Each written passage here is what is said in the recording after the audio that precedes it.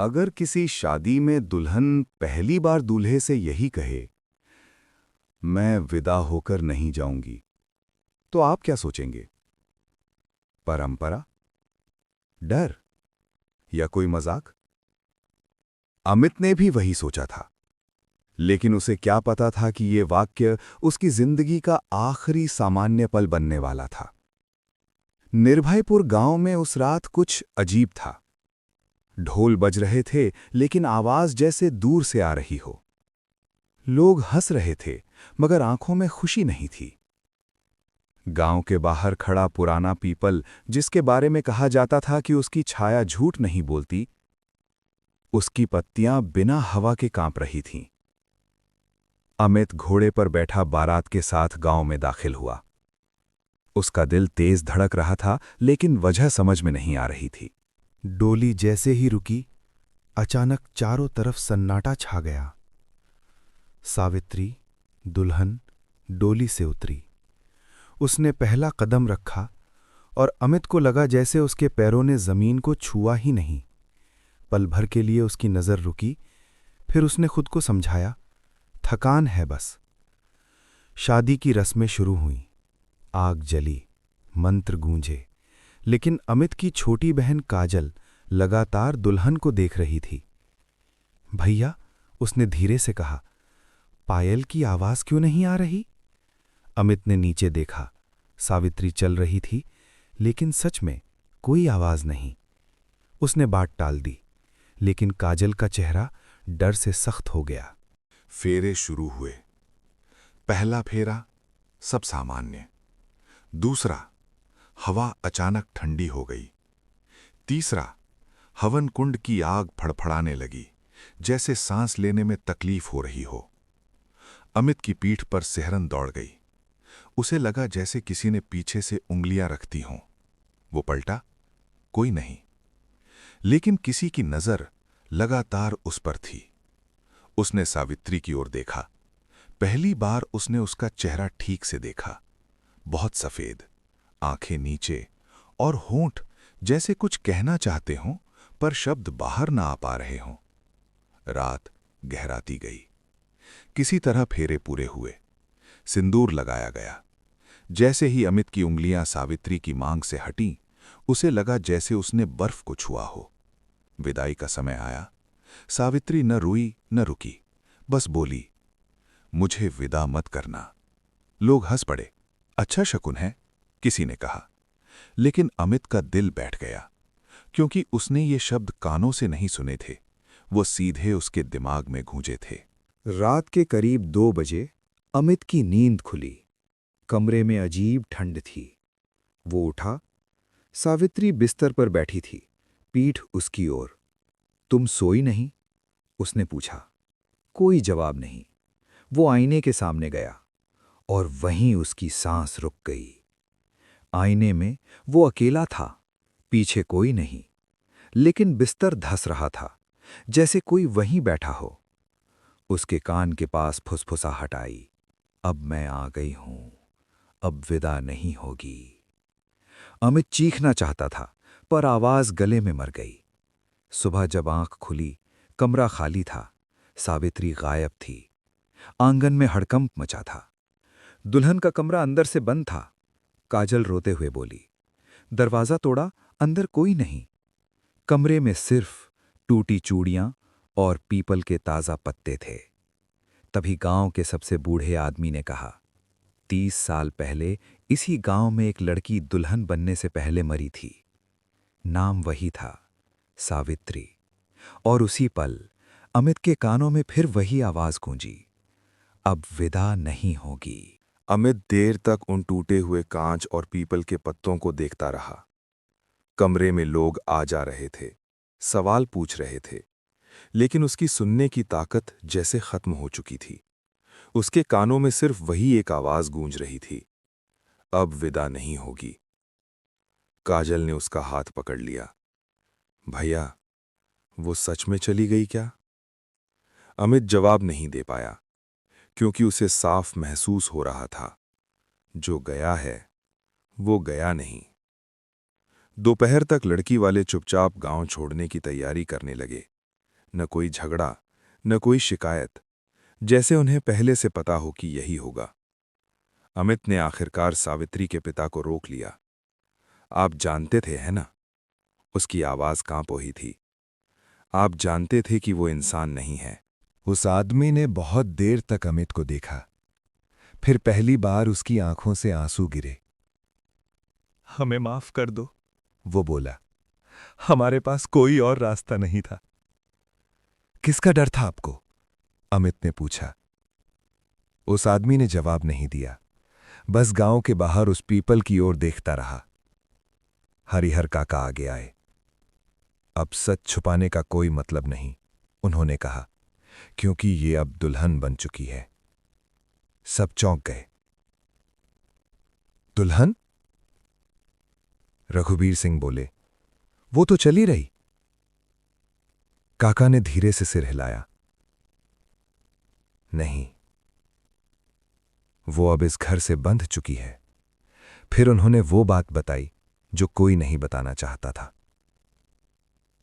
30 साल पहले सावित्री गांव की सबसे खूबसूरत लड़की थी, लेकिन जब उसके गर्भवती होने की बात सामने आई, गांव ने उसे गंदगी की तरह बाहर फेंक दिया। उस रात जब उसने पीपल के नीचे दम तोड़ा, उसने किसी देवता को नहीं पुकारा था।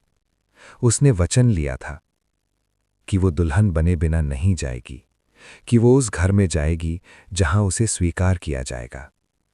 और उसी वचन ने उसे कुछ और बना दिया। डायन? किसी ने डरते हुए पूछा। हरिहर काका ने सिर हिलाया।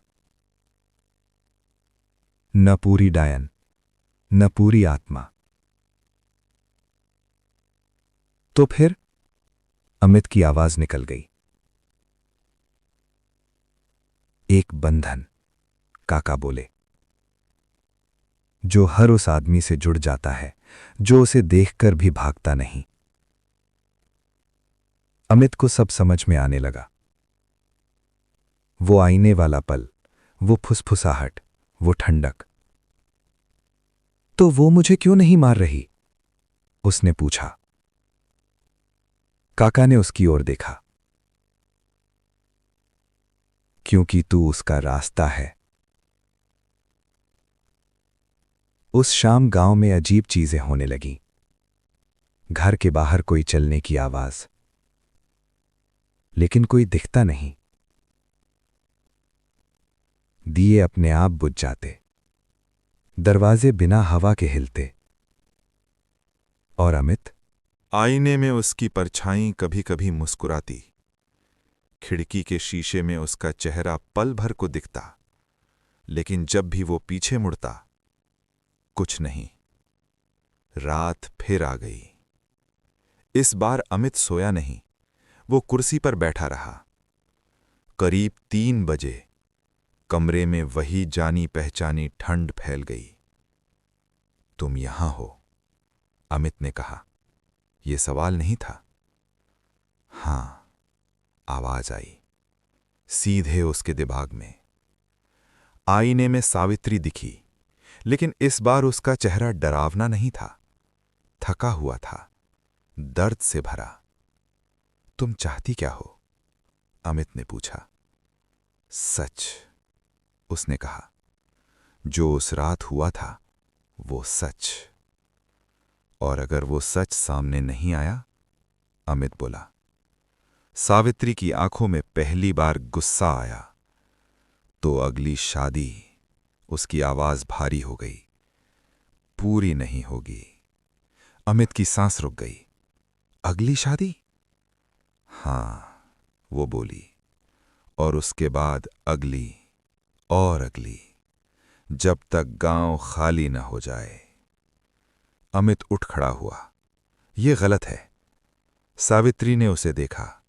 गलत? वो हंसी। गलत तब भी था जब मैं रो रही थी और कोई नहीं आया। कमरे की दीवारों पर साए हिलने लगे। तुम मुझे रोक सकते हो, उसने धीरे से कहा, या फिर मेरे साथ चल सकते हो। कहां? अमित ने पूछा। पीपल के पेड़ की ओर। आज रात, सावित्री बोली, तुम सब जान जाओगे। आईना अचानक टूट गया। अमित पीछे गिर पड़ा और बाहर पीपल के पत्ते तेजी से हिलने लगे। अमित उस रात घर से निकला तो उसके पीछे कोई नहीं था, न पिता, न मां, न काजल। लेकिन उसे ऐसा बिल्कुल नहीं लग रहा था कि वो अकेला है। गांव की गलियां खाली थीं, दरवाजे बंद, खिड़कियां अंधेरे में डूबी हुई, और हर मोड़ पर उसे लग रहा था कि कोई उसके साथ चल रहा है।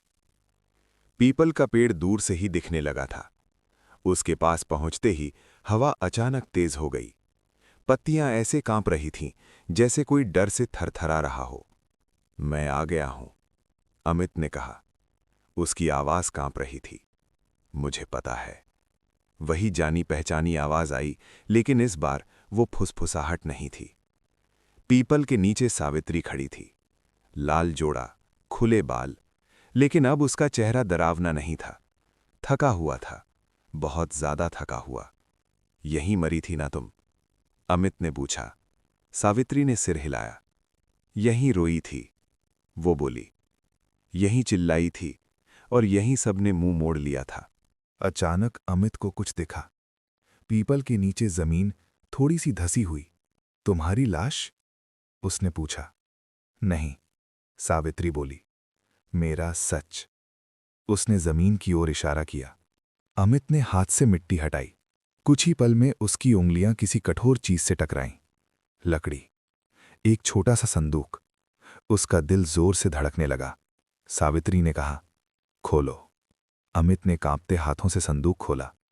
अंदर लाल चूड़ियां, एक फटा हुआ कागज और एक तांत्रिक यंत्र। अमित की आंखें फैल गईं। ये उसके मुंह से निकला। मेरी मौत आत्महत्या नहीं थी। सावित्री की आवाज भारी हो गई। ये बलि थी। अमित ने कागज उठाया। उस पर गांव के 3 नाम लिखे थे। 3 ऐसे नाम जो आज भी गांव में सम्मानित माने जाते थे। और एक नाम, रघुवीर सिंह। अमित के पैरों तले जमीन खिसक गई। नहीं, वो फुसफुसाया। ये झूठ है। तुम्हारे पिता ने मुझे नहीं मारा, सावित्री बोली। उन्होंने बस देखा और चुप रहे। अमित की आंखों के सामने सब घूमने लगा। उस रात सावित्री ने कहा, गांव के तांत्रिक ने कहा था, अगर मेरी बलि दी जाए तो गांव पर कोई विपत्ति नहीं आएगी। और सब ने मान लिया। मुझे दुल्हन बना दिया गया, मरने से पहले। अमित की आंखों से आंसू बहने लगे। तो फिर तुम वापस क्यों आई? उसने पूछा। सावित्री ने उसकी ओर देखा। क्योंकि बलि अधूरी थी, वो बोली। मुझे जलाया नहीं गया। और क्योंकि किसी ने सच स्वीकार नहीं किया। हवा अचानक रुक गई। पीपल की पत्तियां स्थिर हो गईं। तुम क्या चाहती हो? अमित ने पूछा।